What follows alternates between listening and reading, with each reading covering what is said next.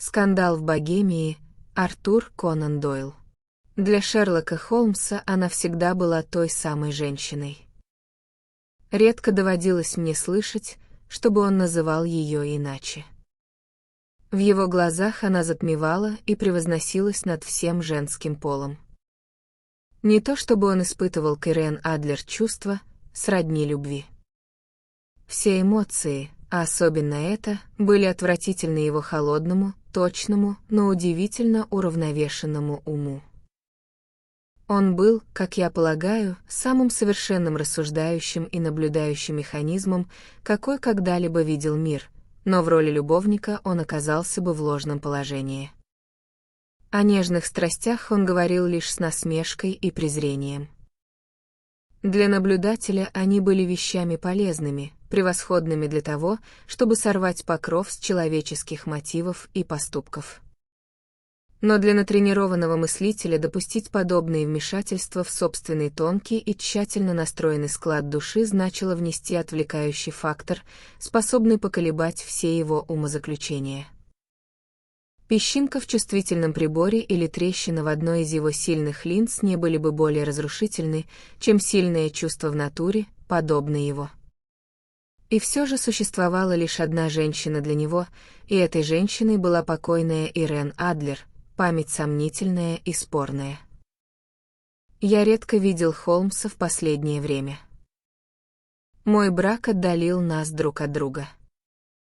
Мое собственное полное счастье и домашние заботы, возникающие вокруг человека, впервые почувствовавшего себя хозяином собственного очага, целиком поглощали мое внимание, тогда как Холмс, всей своей богемной душой ненавидевший всякое общество, оставался в наших комнатах на Бейкер-стрит, погруженный в старые книги. И проводил недели между кокаином и честолюбием, между сонливостью от наркотика и бурной энергией своей острой натуры. Он все так же был глубоко увлечен изучением преступлений и посвящал свои огромные способности и необычайные силы наблюдения поиску тех нитей и разгадки тех тайн, которые официальная полиция давно признала безнадежными. Время от времени до меня доходили смутные новости о его делах, о вызове в Одессу по делу об убийстве Трепова, о расследовании странной трагедии братьев Аткинсонов в Тринкомоле и, наконец, о миссии, которую он столь тонко и успешно выполнил для правящей семьи Голландии. Но кроме этих признаков его деятельности, которые я разделял со всеми читателями ежедневной прессы, я мало знал о своем прежнем друге и спутнике. Однажды вечером, это было 20 марта 1888 года, я возвращался от пациента, ибо я вновь занялся гражданской практикой, и мой путь пролегал через Бейкер-стрит. Проходя мимо хорошо знакомой двери, навсегда связанной в моем сознании с моим ухаживанием и с мрачными событиями этюда в багровых тонах, я почувствовал острое желание снова увидеть Холмса и узнать, как он применяет свои необыкновенные способности. Его комнаты были ярко освещены, и, подняв глаза, я увидел его высокий, худощавый силуэт, дважды мелькнувший на фоне занавески. Он быстро и возбужденно расхаживал по комнате, с опущенной головой и руками, сцепленными за спиной. Для меня, знавшего каждое его настроение и привычку, его поза и манера говорили сами за себя. Он снова был в работе. Он вышел из своих наркотических грез и горячо преследовал какую-то новую задачу. Я позвонил, и меня провели в комнату, которая некогда частично принадлежала и мне самому. Ровно в 3 часа я был на Бейкер-стрит, но Холмс еще не вернулся. Хозяйка сообщила мне, что он вышел из дому вскоре после 8 утра. Я, однако, уселся у камина с твердым намерением дождаться его, сколько бы времени на это ни потребовалось. Расследование, им предпринятое, уже глубоко заинтересовало меня, ибо, хотя в нем и не было той мрачной и странной окраски, что отличало 2 предыдущих преступления, о которых я уже поведал, сама природа этого дела и высокое положение его клетета придавали ему особый характер. Да и помимо сути расследования, в котором был занят мой друг, меня неизменно восхищало его мастерское понимание обстановки и острый, проницательный ум, что делало для меня подлинным удовольствием изучать его систему работы и следить за теми быстрыми, тонкими методами, с помощью которых он распутывал самые безнадежные тайны. Я настолько привык к его неизменному успеху, что сама мысль о возможности неудачи даже не приходила мне в голову. Было уже без 3:45, когда дверь открылась и в комнату вошел грум весьма подвыпившего вида, неопрятный, с баками, раскрасневшимся лицом и поношенным платьем. Привычный к поразительному искусству моего друга в использовании грима, я все же взглянул на него трижды, прежде чем убедился, что это действительно он. Кивнув, он скрылся в спальне и через 5 минут вышел оттуда, одетый в свой обычный твидовый костюм и вполне респектабельный, как всегда. Засунув руки в карманы, он вытянул ноги к камину и несколько минут от души смеялся. «Да что такое?» Воскликнул он, потом закашлялся и снова расхохотался так, что вынужден был откинуться на спинку кресла, совершенно обессиленный. «В чем дело?» «Это уморительно. Уверен, ты ни за что не догадаешься, как я провел утро и чем в конце концов занялся. Не могу себе представить. Полагаю, ты наблюдал за привычками, а, возможно, и за домом мисс Ирен Адлер». Именно так, но продолжение получилось довольно необычным. Впрочем, я расскажу тебе все по порядку. Сегодня утром я вышел из дому чуть позже 8 в образе безработного грума. Между конюхами существует удивительная солидарность и взаимопонимание. Стань одним из них, и ты узнаешь все, что тебе нужно. Я быстро нашел Брайани Лодж. Это изящная вилла с садом сзади, но выстроенная вплотную к дороге в 2 этажа. Дверь закрывается замком Чапп. Справа просторная гостиная, хорошо обставленная, с длинными окнами почти до самого пола и теми нелепыми английскими задвижками, которые может открыть и ребенок. Сзади ничего примечательного, разве что окно в коридоре можно достать с крыши каретного сарая. Я обошел дом кругом и внимательно осмотрел его со всех сторон, но ничего более интересного не заметил. Затем я неспешно прошелся по улице и, как и ожидал, обнаружил в переулке, идущем вдоль садовой стены, конюшни. Я помог конюхам чистить лошадей и получил взамен 2 пенса, кружку портера пополам с элем, 2 полные трубки крепкого табака и столько сведений о мисс Адлер, сколько только мог пожелать, не говоря уже о полдюжине других жильцов этого района, которые меня нисколько не интересовали, но биографии которых я был вынужден выслушать. «Ну, а что же Ирен Адлер?» — спросил я. Она свела с ума всех мужчин в тех краях. Самое прелестное создание под солнцем, как один утверждают конюхи из Серпентайн-Мьюз. Живет тихо, поет на концертах, каждый день в 5 выезжает из дому и ровно в 7 возвращается к обеду. В другое время выходит редко, только когда поет. Принимает лишь одного кавалера, но тот бывает часто. Он смуглый, красивый, видный, навещает ее не реже раза в день, а часто и дважды. Это некий мистер Годфри Нортон из Темпла. Видишь, как выгодно иметь извозчика в качестве доверенного лица. Они по дюжине раз отвозили его от Серпентайн-Мьюз домой и знали о нем все. Выслушав все, что они могли мне сообщить, я снова принялся похаживать неподалеку от Брайани Лодж, обдумывая план кампании. Этот Годфри Нортон, очевидно, играл в деле важную роль. Он был адвокатом. Звучало зловеще. Каковы были их отношения и какова цель его частых визитов? Была ли она его клиенткой, подругой или возлюбленной? Если первое, то, вероятно, она передала фотографию ему на хранение. Если последнее, это было менее вероятно. От решения этого вопроса зависело, продолжу ли я работу у Брайани Лодж или же перенесу свое внимание на квартиры джентльмена в Темпле. Вопрос был тонкий, и он расширил поле моего расследования. Боюсь, утомляю тебя этими подробностями, но я должен дать тебе понять те маленькие трудности, с которыми столкнулся, если ты хочешь понять ситуацию. «Я весь внимание», — ответил я.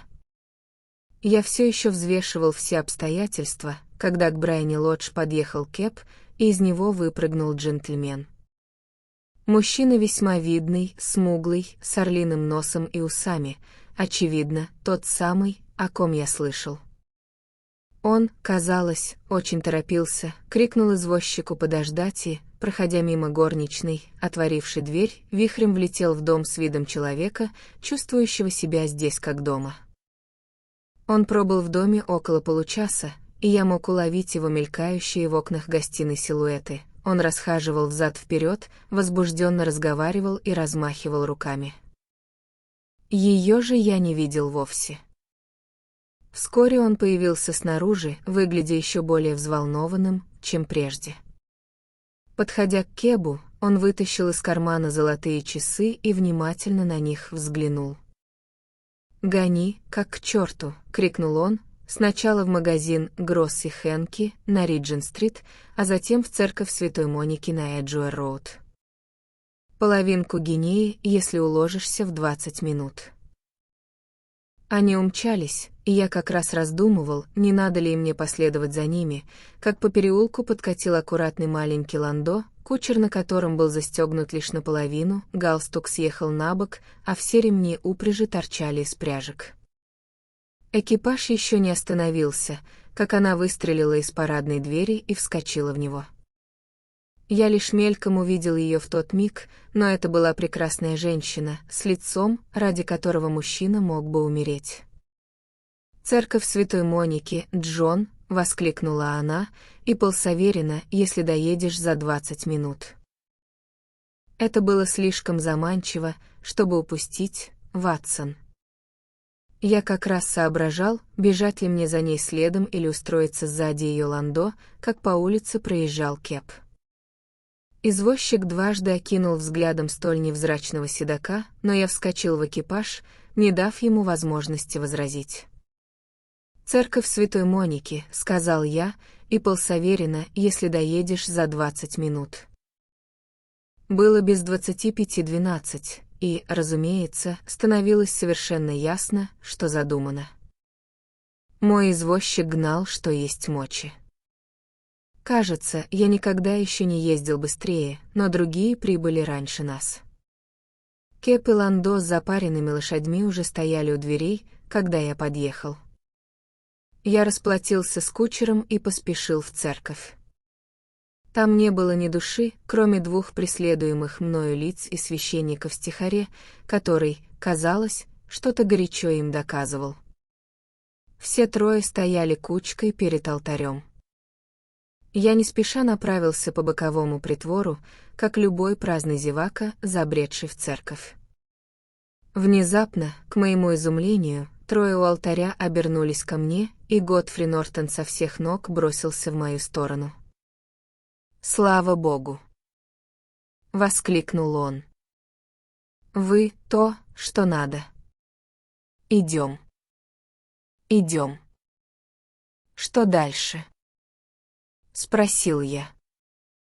«Идем же, сударь, идем, еще 3 минуты, а то не действительно». Меня почти втащили к алтарю, и, прежде чем я успел опомниться, я обнаружил, что пробормотал в ответ на шепот в моем ухе слова обета и удостоверял вещи, о которых не имел ни малейшего понятия, одним словом, помог скрепить узы брака между девицей Ирен Адлер и холостяком Годфри Нортоном. Все свершилось в одно мгновение, и вот уже джентльмен благодарит меня с одной стороны, дама с другой, а священник сияет на меня напротив. Это была самая нелепая ситуация в моей жизни, и мысль о ней только что и вызвала мой смех. Оказалось, с их брачным свидетельством была какая-то неформальность, священник наотрез отказался венчать их без какого-либо свидетеля, и мое своевременное появление избавило жениха от необходимости выбегать на улицу в поисках шофера. Невеста вручила мне суверен, и я намерен носить его на цепочке своих часов в память об этом событии. «Дело принимает весьма неожиданный оборот», — сказал я. «И что же было потом?» Что ж, я понял, что моим планам грозит серьезная опасность. Казалось, пара может немедленно уехать, что потребовало бы с моей стороны самых срочных и энергичных мер. Однако у дверей церкви они расстались, он отправился обратно в Темпл, а она — к себе домой. «Я буду кататься в парке, как обычно, в 5 часов», — сказала она, прощаясь с ним. Больше я ничего не слышал. Они уехали в разных направлениях, а я отправился готовиться к своим делам. А именно. «Немного холодной говядины и кружку пива», — ответил он, дернув за шнур звонка. Я был слишком занят, чтобы думать о еде, а сегодня вечером, вероятно, буду занят еще больше. «Кстати, доктор, мне понадобится ваше содействие». «С превеликим удовольствием». «Вы не побрезгуете нарушением закона?» «Ни в малейшей степени». «Или риском быть арестованным?» «Не ради благого дела». «А, дело более чем благое». «Тогда я к вашим услугам». Я был уверен, что могу на вас положиться. Но что именно вы хотите предпринять? Когда миссис Тёрнер принесет поднос, я все вам разъясню. А пока, — сказал он, с волчьим аппетитом набрасываясь на незатейливую снеть, которую предоставила наша хозяйка, я должен обсудить это за едой, ибо времени у меня в обрез. Сейчас почти 5. Через 2 часа мы должны быть на месте действия. Мисс Сирен, или, вернее, мадам, возвратится с прогулки в 7. Мы должны встретить ее у Брайани-Лодж. И что потом? Это предоставьте мне. Я уже составил план действий. Есть лишь один момент, на котором я должен настоять. Вы не будете вмешиваться, что бы ни случилось. Вы понимаете. То есть мне следует сохранять нейтралитет? Не предпринимать ровным счетом ничего. Возможно, возникнет небольшая неприятность. Не принимайте в ней участие. Все закончится тем, что меня введут в дом. 4 или 5 минут спустя окно гостиной откроется. Вы должны будете расположиться вплотную к этому открытому окну. Хорошо. Вы должны наблюдать за мной, я буду вам виден. Хорошо. И когда я подниму руку, вот так, вы бросите в комнату то, что я вам дам, и одновременно поднимете крик «Пожар!». Вы вполне понимаете меня? Вполне. «Это нечто совсем не грозное», — сказал он, доставая из кармана длинную, похожую на сигару трубку. Это обычная дымовая ракета-сантехника, снабженная колпачком на обоих концах, чтобы она зажигалась сама. Ваша задача этим и ограничивается. Когда вы поднимете крик, вас поддержит немало народу. Затем вы можете отойти к концу улицы, а я присоединюсь к вам минут через 10. Надеюсь, я выразился ясно? Мне оставаться в стороне, приблизиться к окну, наблюдать за вами и по сигналу швырнуть в окно этот предмет, затем крикнуть «Пожар!» и ждать вас на углу улицы. Совершенно верно. Тогда вы можете полностью на меня положиться. Превосходно. Пожалуй, мне уже пора готовиться к новой роли, которую мне предстоит сыграть. Он скрылся в своей спальне и через несколько минут вернулся в образе добродушного и простодушного священника-нонконформиста. Его широкополая черная шляпа, мешковатые брюки, белый галстук, сочувствующая улыбка и весь его вид благочестивого и доброжелательного любопытства могли быть сравнимы разве что с исполнением мистера Джона Хэра. Дело было не только в том, что Холмс переменил костюм. Его выражение лица, манера держаться, сама душа, казалось, менялись с каждой новой ролью, какую он на себя принимал. Сцена потеряла прекрасного актера, как и наука, проницательного мыслителя, когда он стал специалистом по преступлениям. Было 6:45, когда мы покинули Бейкер-стрит, и без 10:07, когда мы оказались на Серпентайн-авеню. Уже сгущались сумерки, и как раз зажигали фонари, в то время как мы прохаживались взад и вперед перед Брайани-Лодж, поджидая ее обитательницу. Дом был именно таким, каким я его себе представлял по краткому описанию Шерлока Холмса, но местность оказалась менее уединенной, чем я ожидал. Напротив, для тихой улицы в спокойном районе она была на удивление оживленной. В углу курили и смеялась кучка бедно одетых мужчин. Тут же был точильщик ножей со своим колесом, 2 гвардейца, флиртующие с нянькой, и несколько хорошо одетых молодых людей, лениво прогуливающихся с сигарами в зубах. «Понимаете», — заметил Холмс, пока мы мерили шагами пространство перед домом, этот брак значительно упрощает дело. Фотография теперь становится оружием обоюдоострым.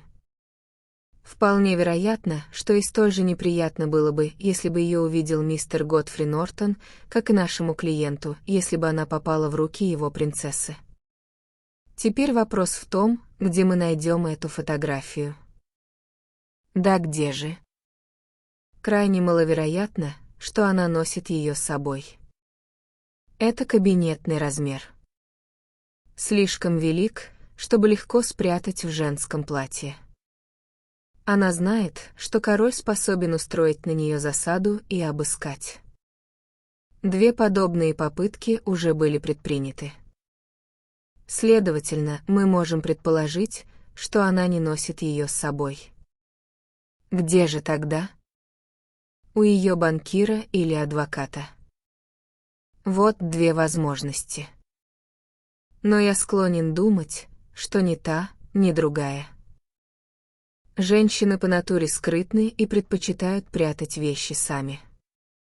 Зачем ей отдавать ее кому-то еще? Она могла доверять собственной бдительности, но не могла знать, какие косвенные или политические влияния могут быть оказаны на делового человека. Кроме того, помните, она решила воспользоваться ею в ближайшие дни. Она должна быть там, где она может легко ее достать. Она должна быть в ее собственном доме. Но его же уже дважды обокрали. П.Ф. Они не умели искать. Но как же будете искать вы? Я искать не буду. Что же тогда? Я заставлю ее показать мне ее. Но она откажется. Не сможет. Но, кажется, я слышу грохот колес. Это ее экипаж. Теперь выполняйте мои указания в точности. Едва он произнес эти слова, как за поворотом аллеи блеснули огни боковых фонарей экипажа. Это было щегольское маленькое ландо, которое с грохотом подкатило к двери Брайани-Лодж. Едва оно остановилось, один из бездельников на углу рванулся вперед, чтобы открыть дверцу в надежде заработать пенни, но был оттиснут локтем другим таким же бездельником, устремившимся с той же целью. Вспыхнула ожесточенная ссора, которую подогрели 2 гвардейца, принявшие сторону одного из гуляк, и точильщик, столь же яро поддержавший другого.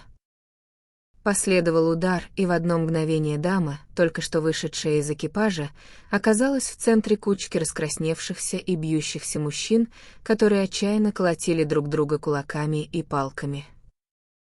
Холмс бросился в толпу, чтобы защитить даму, но, едва достигнув ее, он вскрикнул и упал на землю, при этом кровь обильно заструилась по его лицу. При его падении гвардейцы бросились на утёк в одну сторону, а гулики — в другую, в то время как несколько нарядно одетых людей, наблюдавших за потасовкой, не принимая в ней участия, столпились, чтобы помочь даме и позаботиться о раненом. Ирен Адлер, как я ее по-прежнему называю, поспешила подняться по ступеням, но она остановилась у порога, ее прекрасный силуэт вырисовывался на фоне света из холла, и она оглядывалась на улицу. «Бедный джентльмен сильно ранен?» — спросила она. «Он мертв?» — прокричало несколько голосов. «Нет, нет, он жив!»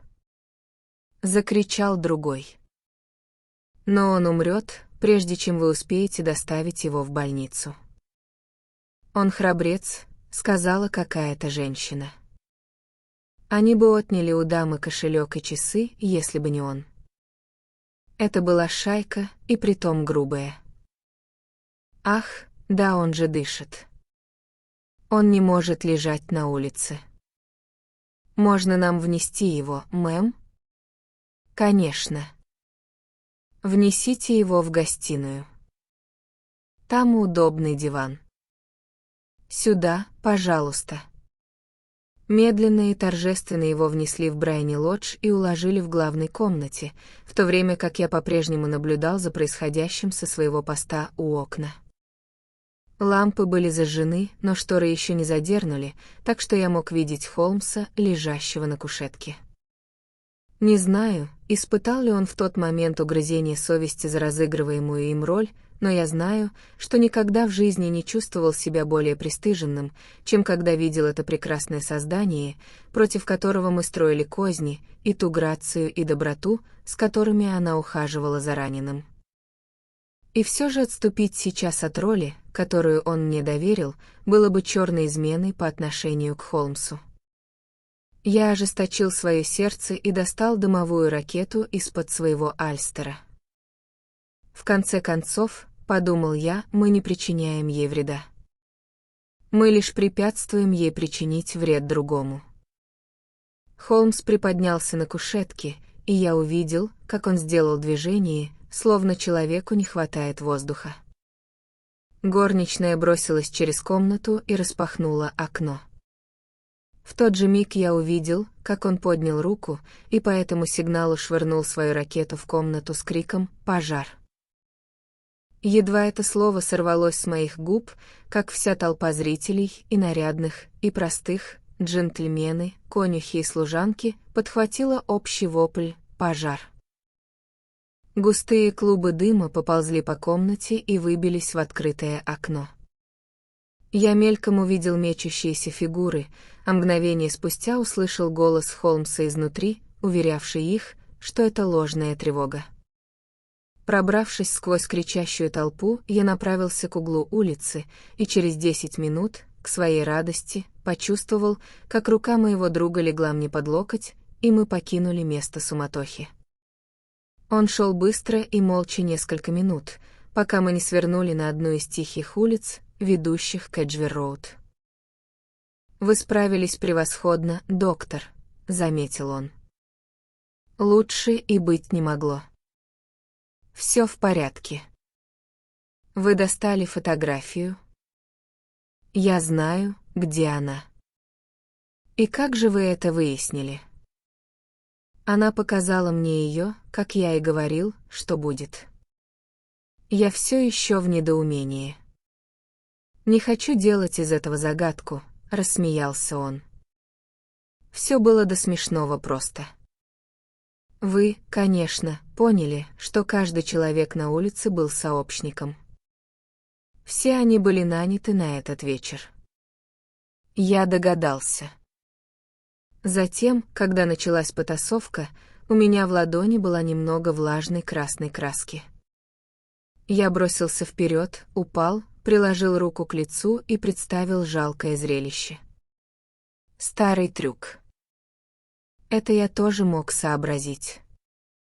Затем меня внесли внутрь.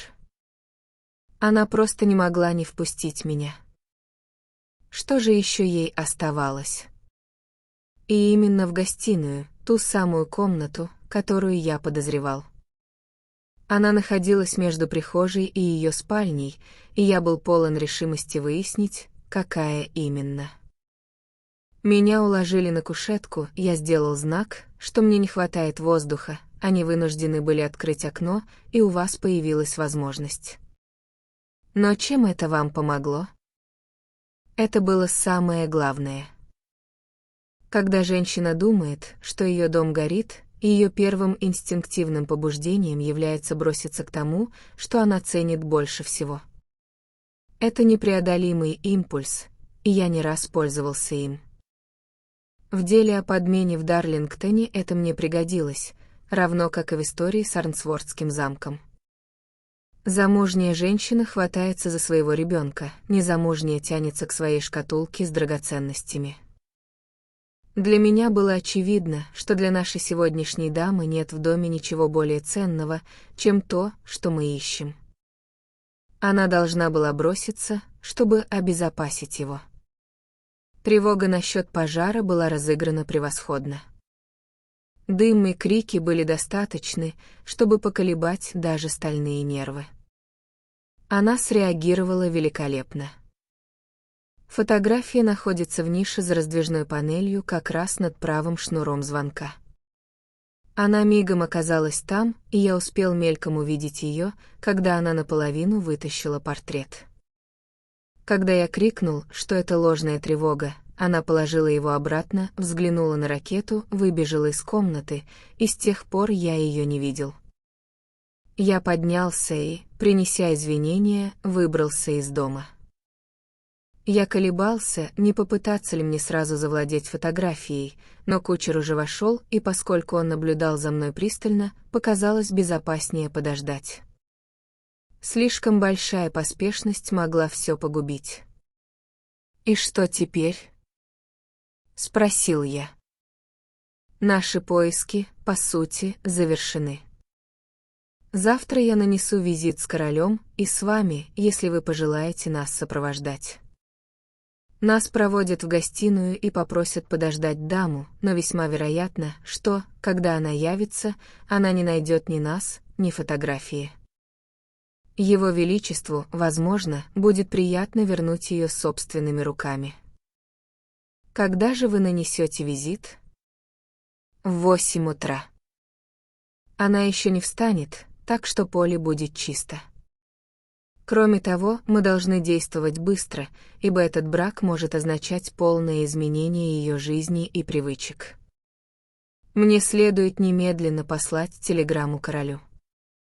Мы добрались до Бейкер-стрит и остановились у двери.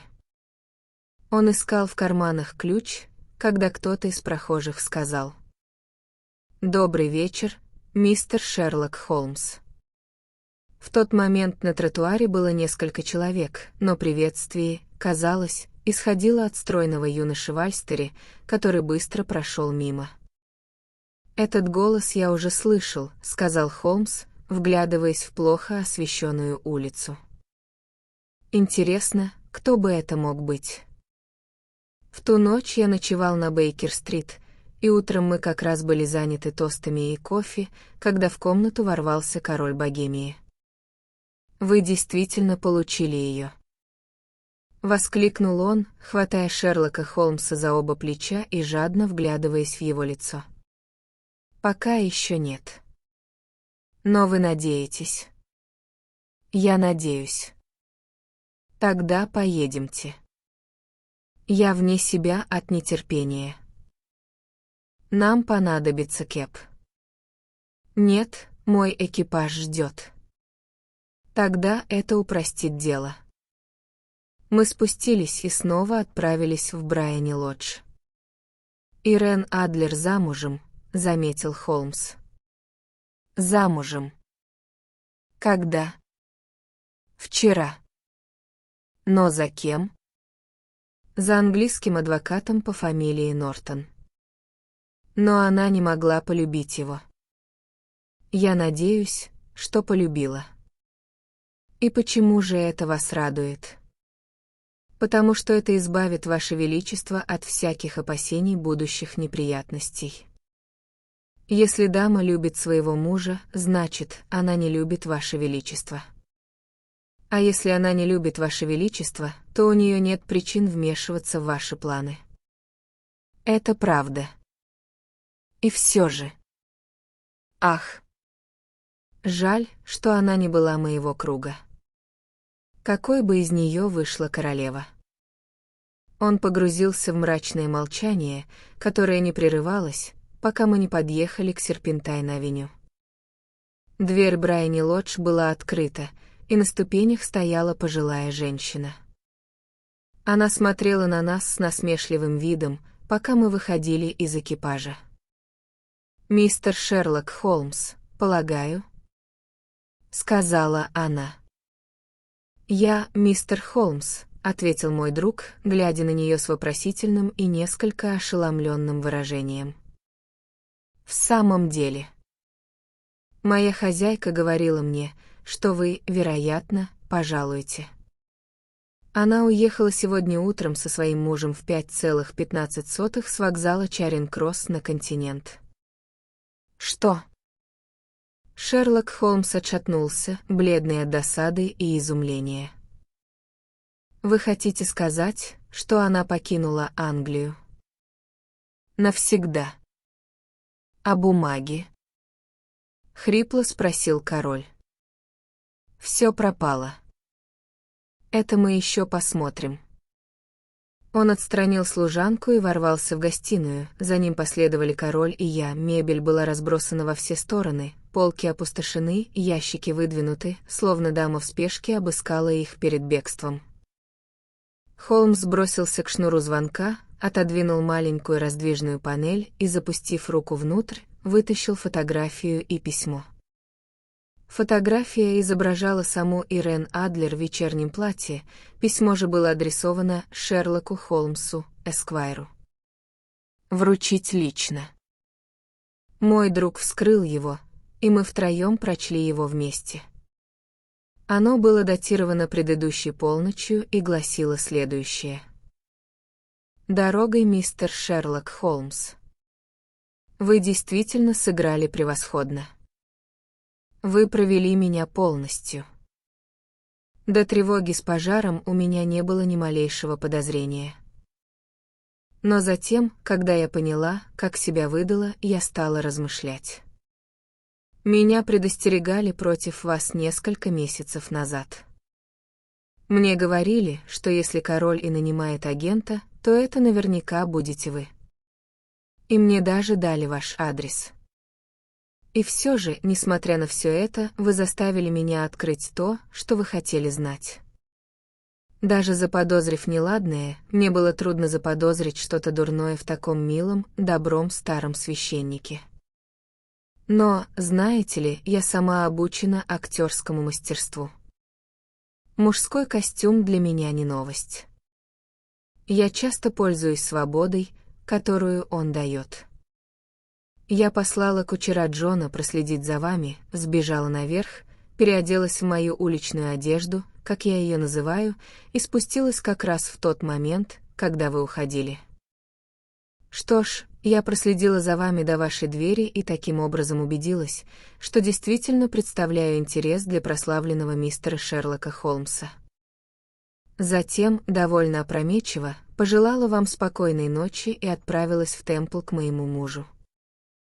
Мы оба решили, что лучшим выходом при преследовании столь грозным противником будет бегство, так что завтра, когда вы пожалуете, найдете гнездо пустым. Что касается фотографии, ваш клиент может спать спокойно. Я люблю и любима человеком, который лучше его. Король волен делать, что пожелает, без помех со стороны той, кого он жестоко обидел.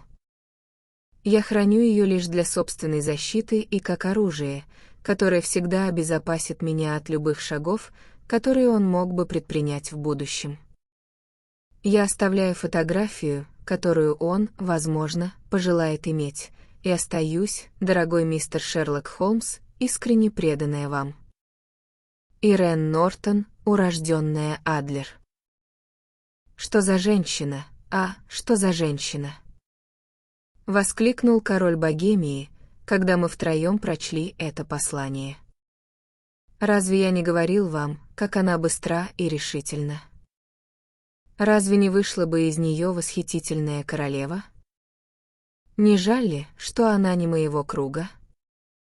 Судя по тому, что я видел, эта дама, кажется, действительно принадлежит к иному кругу, нежели Ваше Величество, холодно сказал Холмс. Мне жаль, что я не смог завершить дело Вашего Величества более успешно. Напротив, дорогой сэр, воскликнул король, ничто не могло быть успешнее. Я знаю, что ее слово нерушимо.